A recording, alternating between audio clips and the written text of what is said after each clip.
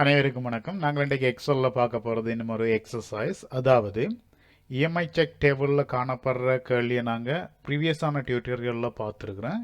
இன்றைக்கு இன்னும் ஒரு எக்ஸசைஸ் என்னென்னு சொன்னால் இஎம்ஐ செக் டேபிளோடையே ரிசிப்ட் ஒன்று எப்படி கிரியேட் பண்ணுறதுன்னு சொல்லி, அதாவது இப்போ இவ்வாறான ஒரு ரிசிப்டை வந்து நான் கிரியேட் பண்ண வேணும்னு சொன்னால் அதை இவ்வாறு ஃபங்க்ஷனை கொண்டு கிரியேட் பண்ணுறன்றது தான் இந்த டியூட்டோரியலில் நாங்கள் விளக்கமாக பார்க்க போகிறது.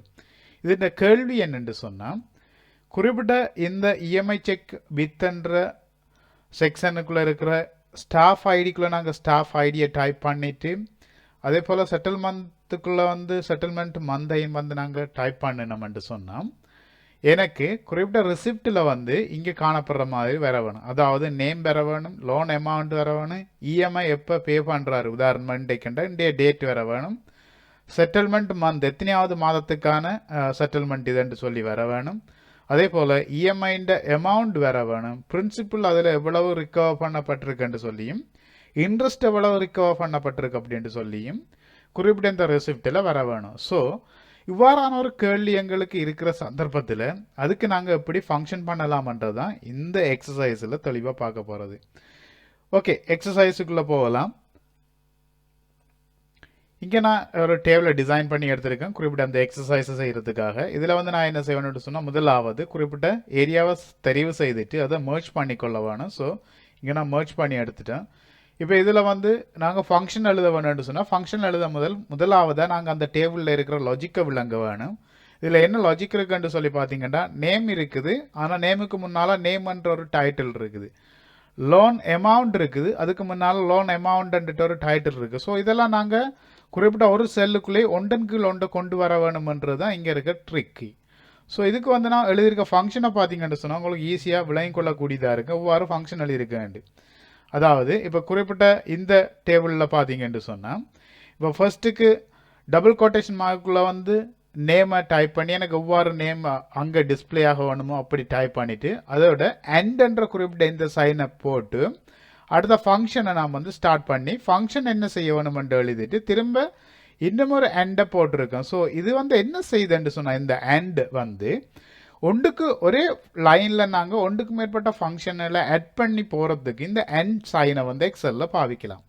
ஸோ அப்படி பாவிக்கிறதால அடுத்ததாக நாம் வந்து என்ன செஞ்சு இங்கே CHARன்னு சொல்லிவிட்டு, அதாவது கரெக்டர் ஃபங்க்ஷனை பாவித்து அதுக்கு வேல்யூஸை வந்து 10 அசைன் பண்ணியிருக்கேன். இது வந்து என்னத்துக்கு அசைன் பண்ணியிருக்கேன்னு சொன்னால், இப்போ குறிப்பிட்ட நேம்ன்றதுக்கு அப்பால் லுக்கப் வந்து ஃபைன் பண்ண வேணும் குறிப்பிட்ட ஏரியாவுக்குள்ள, அந்த லுக்கப்ன்ற ரிசல்ட்ஸுக்கு பிறகு கரெக்டாக 10 இருக்க வேணும் என்று சொன்னால் இந்த 10 வந்து இங்கே என்டர் கீக்கு அசைன் பண்ணப்படுது. அப்போ இந்த கரெக்டாக 10 அந்த இடத்துல பிரிண்ட் பண்ணப்படும் பொழுது என்ன செய்யுமாக இருந்தால் ஃபங்க்ஷன் ஆட்டோமேட்டிக்காக என்டர் பண்ணிவிடும். ஸோ என்டர் பண்ணுனா நியூ லைன் ஒன்றை கிரியேட் பண்ணி கொடுக்கும். ஸோ இந்த CHRக்கு கீழே இந்த CHRக்கு பிறகு வார இந்த லோன் அமௌண்ட்ன்றது அதுக்கு அடுத்த லைனில் உங்களோட குறிப்பிட்ட செல்லுக்குள்ளே வந்து டிஸ்பிளே ஆகும். ஸோ இப்படியான வேலைகளை வந்து நீங்கள் இலகுவாக செய்து கொள்றதுக்கு இந்த CHR 10 என்ற வேல்யூஸை வந்து விண்டோஸ்லேயும் அல்லது நீங்கள் எக்ஸலில் எந்த விண்டோஸில் எக்ஸலில் பாவிக்க போகிறீங்கன்றாலும் இதை பாவிக்கலாம். அடுத்ததாக வந்து இப்போ குறிப்பிட்ட ஃபங்க்ஷனில் இன்னும் ஒரு ஃபங்க்ஷனை ஆட் பண்ணியிருக்கேன்னு சொன்னால் $. இப்போ எங்களுக்கு குறிப்பிட்ட $சைனில் அந்த டேட்டா டிஸ்பிளே ஆக வேணுமென்று சொன்னால் அதை $என்ற குறிப்பிட்ட இந்த ஃபங்க்ஷனை பாவித்து அதன் ரிசல்ட்ஸ் என்னவாக, இப்போ உதாரணமாக அதுக்குள்ளே லுக்கப் என்ன வேல்யூஸை கொடுக்குதோ அந்த லுக்கப் கொடுக்குற வேல்யூஸை வந்து $சைனின் அடிப்படையில் டிஸ்பிளே பண்ணும். அதே மாதிரி தான் இங்கே CHR எகெயின் கொடுத்துருக்கு. நான் வந்து இஎம்ஐ பெய்ட் ஆனில் வந்து இங்கே பார்த்தீங்கன்னு சொன்னால் இன்னும் ஒரு முக்கியமானது என்னன்னு சொன்னால், இன்றைய டேட்டை நாங்கள் பிரிண்ட் பண்ணோம்னா டேட்டை நாங்கள் நேரடியாக எவ்வாறான ஃபங்க்ஷனுக்குள்ளே பிரிண்ட் பண்ண இயலாது. ஆகவே குறிப்பிட்ட அந்த டேட்டை வந்து நான் பிரிண்ட் பண்ணுறதுக்காக என்ன செஞ்சிருக்கேன்னு சொன்னால் டே ஃபங்க்ஷன் எடுத்திருக்கேன், அதே போல் வந்து மந்த் ஃபங்க்ஷனை எடுத்திருக்கிறோம், அதே போல் இயர் ஃபங்க்ஷனை எடுத்துட்டால் வந்து முழுதான டேட்டை வந்து நான் பிரிண்ட் பண்ணியிருக்கேன். ஸோ இந்த டே ஃபங்க்ஷனுக்கு பிறகு இந்த டேக்குண்ட சிண்டெக்ஸை பார்த்தீங்கன்னா சீரியல் நம்பர் ரெண்டு கேட்கும். அந்த சீரியல் நம்பரை இன்டே டேட்டை நான் ஃபைன் பண்ணுறதுக்காக டுடேன்ற ஃபங்க்ஷனை கொடுத்து எடுத்திருக்கிறோம். ஸோ இந்த டுடேன்ற ஃபங்க்ஷன் டேட் என்ற ஃபங்க்ஷனுக்கான சீரியல் நம்பரை கொடுக்கும். அதன் பிரிண்ட் பண்ணதுக்கு பிறகு என்ன நடக்கும்னா எனக்கு இந்த பேக் ஸ்லாஷ் வர வேணும். ஸோ பேக் ஸ்லாஷுக்கு பிறகு மந்த் வந்து வர வேணும், மந்த்துக்கு அடுத்த பேக் ஸ்லாஷ் மீண்டும் இயர் வந்து வேற வேணும். ஸோ அதுக்கப்புறம் என்ன செய்யணும்னு சொன்னால் எனக்கு கரெக்டாக 10 அதாவது என்டர் ஆகி அடுத்து அதுக்கு பிறகு வர டேட்டா நியூ லைனில் வரணும். ஸோ அடுத்த வந்து என்னடா செட்டில்மெண்ட் மந்த். ஸோ செட்டில்மெண்ட் மந்தை வந்து நான் இங்கே நார்மலாக எங்கே இருக்குதுன்னு சொல்லி டிஸ்பிளே பண்ணியிருக்கேன். ஸோ இப்படி குறிப்பிட்ட ஒவ்வொரு டேட்டாவையும் வந்து நீங்கள் உங்களோட தேவைக்கு ஏற்றவாறு செய்கிறதுக்கு இதுக்குள்ள நான் நிறைய ஃபங்க்ஷன்ஸ்களை பாவித்திருக்கேன். ஸோ இங்கே வந்து இந்த எக்ஸசைஸில் நீங்கள் விளங்க வேண்டியது என்னென்னு சொன்னால், இந்த எக்ஸலில் காணப்படுற ஃபங்க்ஷன்ஸுகளை எங்களோட தேவைக்கு எவ்வளவு மேக்ஸிமம் பாவிக்கலுமோ அவ்வளவு மேக்ஸிமம் பாவிக்கிறதுக்கான ட்ரிக்கை தான் நான் இந்த எக்ஸசைஸ் ஊடாக இன்றைக்கு விளங்கப்படுத்த இருக்கிறோம். ஓகே, நாங்கள் இப்போ எக்ஸசைஸுக்குள்ளே போவோம், உங்களுக்கு இலகுவாக விளங்கு அப்படின்னு சொல்லி நான் நினைக்கிறேன். ஓகே, இங்கே பார்த்தீங்கன்னு சொன்னால் இப்போ நாங்கள் ஃபங்க்ஷனை எழுத வேணும்னு சொன்னால் அதுக்கு என்ன செய்யலாம்? ஸோ இதில் வந்து நான் இப்போ ஜூம் பண்ணி எடுக்கிறேன். ஈக்குவலாக டைப் பண்ணிவிட்டு ஃபஸ்ட்டுக்கு வந்து என்ன செய்யணும், எங்களுக்கு நேம் வரணும். ஸோ நேம்ன்ட்டு சொல்லி நான் டைப் பண்ணிவிட்டு ஸ்பேஸ் பிட் கோலன் வைத்துட்டு திரும்ப செமிகோலனை கோட்டேஷனை முடிச்சுட்டு திரும்ப என்ன செய்யணும்னா இன்னும் ஒன்று இதுக்கு பிறகு வர வேண்டியதை ஆட் பண்ணுறதுக்காக அண்ட் சைனை வைக்கிறோம். ஸோ அண்ட் சைனை வச்சுட்டு திரும்ப என்ன செய்ய வேணும் இங்கே. இப்போ இதில் பார்த்தீங்கன்னு சொன்னால் இதில் வந்து எனக்கு குறிப்பிட்ட நேம் எடுக்க வேணும். ஆனால் நேம் எப்படி எடுக்க வேணும், இந்த இடத்துல என்ன ஸ்டாஃப் ஐடி டைப் பண்ணப்படுதோ அந்த ஸ்டாஃப் ஐடியை வந்து இங்கே தேடி அந்த ஸ்டாஃப் ஐடிக்கான நேமை தான் இந்த ரெசிப்ட்டுக்கு தர வேணும் எனக்கு. ஸோ இது வந்து நாங்கள் தேடி எடுக்கிறதுக்காண்டா ஆட்டோமேட்டிக்காக எங்களுக்கு தெரியும் எக்ஸ் லுக்கப்பை பாவிக்கலாம். ஸோ இந்த எக்ஸ் லுக்கப்பை டைப் பண்ணிங்கன்னு சொன்னால் எக்ஸ் லுக்கப்புண்ட வேல்யூ, லுக்கப்புண்ட வேல்யூ எங்கே இருக்குது, ஸ்டாஃப் ஐடி இங்கே டைப் பண்ணப்படுறது. திரும்ப கமா வச்சிங்கன்னு சொன்னால் லுக்கப் வேறு எங்கே பார்க்க வேணும் இந்த ஸ்டாஃப் ஐடி இருக்குதாண்டு குறிப்பிட்ட இந்த ஏரியாக்குள்ள. திரும்ப கமா வச்சிங்கன்னா ரிட்டர்ன் அரே எதை எனக்கு இந்த ஸ்டாஃப் ஐடிக்குள்ளே தேடி தர வேணும், நேமை தர வேணும். குறிப்பிட்ட இந்த ஸ்டாஃப் ஐடி எங்கே இருக்குதுன்னு பார்த்து அந்த ஸ்டாஃப் ஐடிக்கான நேம் என்ன இருக்குதோ அதுதான் எனக்கு விடையாக வர வேணும். ஸோ கமா வச்சிங்கன்னா இஃப் நாட் ஃபவுண்ட் ஒன்றும் தேவையில்லை. அடுத்தது கமா வச்சிங்கன்னா எக்ஸாக்ட் மேட்ச். திரும்ப கமா வச்சிங்கன்னு சொன்னால் ஃபர்ஸ்ட்டு லாஸ்ட். ஸோ இந்த லுக்கப்பை முடிச்சுட்டு இப்போ என்ன செய்ய போகிறீங்கன்னு சொன்னால் திரும்ப அண்ட் சைனை வைக்க போகிறீங்க. இப்போ உதாரணத்துக்கு நான் அண்ட் சைன் வைக்கலை, இதை என்ட பண்ணுறேன், எனக்கு எப்படி டிஸ்பிளே ஆகுதுன்ட்டு பாருங்கள். ஸோ இங்கே வந்து நான் டிஸ்பிளே ஆகுது. அப்போ இந்த இடத்துல நாங்கள் இன்னும் ஒரு செட்டிங்ஸை இங்கே செல்லுக்கு செய்ய வேண்டி இருக்குன்னு சொன்னால் குறிப்பிட்ட இங்கே காணப்படுற இந்த ட்ராப் டெக்ஸ்ட்ன்றதை வந்து நாங்கள் கட்டாயம் ஒன் பண்ணி அதாவது ஆக்டிவேட் பண்ண வேணும். ஸோ இதில் வந்து நீங்கள் நார்மலாக குறிப்பிட்ட செல்லை தெரிவு செய்துட்டு கிளிக் பண்ணி விட்டீங்கன்னு சொன்னால் ஆட்டோமேட்டிக்காக இங்கே ஆக்டிவ் ஆகிடும். திரும்ப இந்த செல் வந்து உங்களுக்கு ஃபர்ஸ்ட்லேருந்து டிஸ்பிளே பண்ண வேணும்னு சொன்னால் அலைன்மெண்ட்டை செட் பண்ணுறீங்க. ஸோ அலைன்மெண்ட் உங்களுக்கு எப்படி இருக்கணுமோ அப்படி இருக்கிறதுக்கு நீங்கள் இதை செட் பண்ணி கொள்ளலாம். ஸோ இப்படி செட் பண்ணிவிட்டு இப்போ நாங்கள் திரும்ப என்ன செய்யலாம்னு சொன்னால் ஃபங்க்ஷனை தொடரலாம். ஸோ இப்போ வந்து அடுத்ததாக இந்த நேமுக்கு அடுத்ததாக எனக்கு என்ன நடக்க வேணும்னு சொன்னால் நேமுக்கு பிறகு எனக்கு வர டேட்டாவில் வந்து அடுத்த லைனில் வர வேணும்.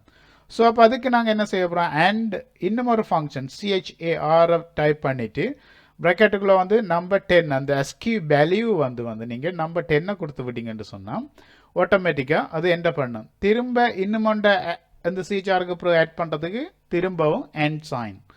திரும்ப இதுக்குள்ளே வந்து என்ன செய்ய போகிறீங்கன்னு சொன்னால் அடுத்த எனக்கு நேமுக்கு அடுத்த என்ன வர வேணும், உண்மையிலே எனக்கு நேமுக்கு அடுத்த வந்து ஸ்டாஃப் ஐடி வர வேணும். ஸோ அப்போ இந்த ஸ்டாஃப் ஐடி வர வேணும்னு சொன்னால் நாங்கள் ஸ்டாஃப் ஐடியை நேரடியாக இங்கே எடுக்கலாம்.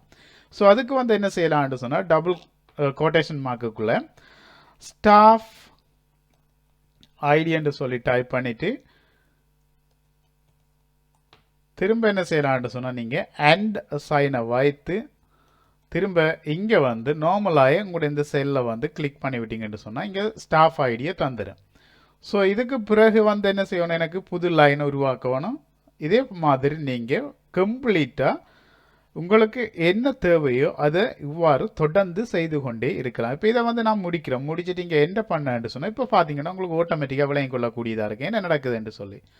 குறிப்பிட்ட நேம் இருக்குது, என்கிட்ட இந்த கோலனுக்கு அடுத்ததாக வந்து குறிப்பிட்ட நவருண்ட நேம் எடுத்திருக்கு, அப்புறம் ஸ்டாஃப் ஐடி எடுத்திருக்கு. ஸோ இப்படி நாங்கள் ஃபங்க்ஷனை வந்து தொடர்ந்து டைப் பண்ணிக்கொண்டே இருக்க வேண்டியதுதான். ஸோ இவ்வாறு நாங்கள் ஃபங்க்ஷன்களை வந்து எங்களுக்கு தேவைக்கேற்றவாறு செய்கிறதன் ஊடாக நீங்கள் இலகுவாக உங்களோட வேலைகளை வந்து செய்து கொள்ளக்கூடியதாக இருக்கும். அதாவது இப்போ உதாரணம் எடுத்துக்கொண்டீங்கன்னு சொன்னால் இப்போ நான் ஃபர்ஸ்ட்டுக்கு இங்கே டைப் பண்ணிக்க டேபிளில் பார்த்தீங்கன்னா உங்களுக்கு ஃபங்க்ஷன் ஆட்டோமேட்டிக்காக விளங்கும். ஸோ நாங்கள் மீண்டும் இந்த ஃபங்க்ஷனை டைப் பண்ண வேண்டிய அவசியம் இல்லை. உதாரணத்துக்கு இப்போ எனக்கு இந்த ஃபங்க்ஷன் தேவைன்னு சொன்னால் நான் என்ன செய்யலாம்டா இதை காப்பி பண்ணுறேன்.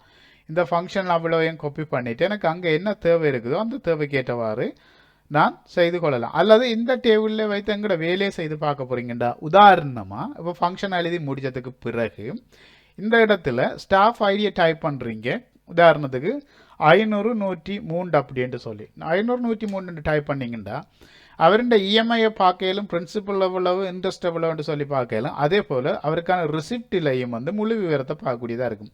அவருடைய நேம் வந்து என்ன இருக்குது அப்படின்ட்டு சொல்லியும் அதே போல் குறிப்பிட்ட அமௌண்ட் எவ்வளவு இருக்குதுன்னு சொல்லியும் இன்றைய டேட்டும் அதே போல் அவர் செட்டில்மெண்ட் பண்ணுறதுக்கான எத்தனையாவது மாதம் என்று சொல்லியும் அவருடைய இஎம்ஐ அமௌண்ட் எவ்வளோ வேண்டும் கீழே பிரின்சிபல் எவ்வளவு ரிகவர் பண்ணப்பட்டிருக்குது இன்ட்ரெஸ்ட் எவ்வளவு ரிகவர் பண்ணப்பட்டிருக்கு அப்படி என்று சொல்லியும் தரும்.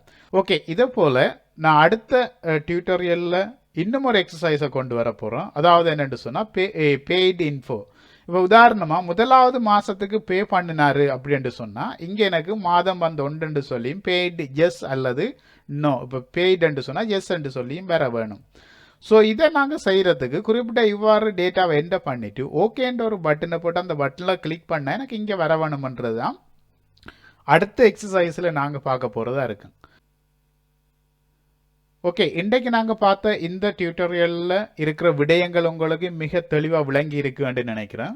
அப்படி விளங்கலன்றா Comtachers என்ற சேனலில் காணப்படுற கமெண்ட் செக்ஷன் ஊடாக நீங்கள் உங்களோட கேள்விகளை கேட்டு அனுப்பலாம். அதுக்கான விடையை நாம் வந்து அடுத்ததாக வெளியிட போகிற வீடியோ டியூட்டோரியலில் சேர்த்துக்கொள்ளுவோம்.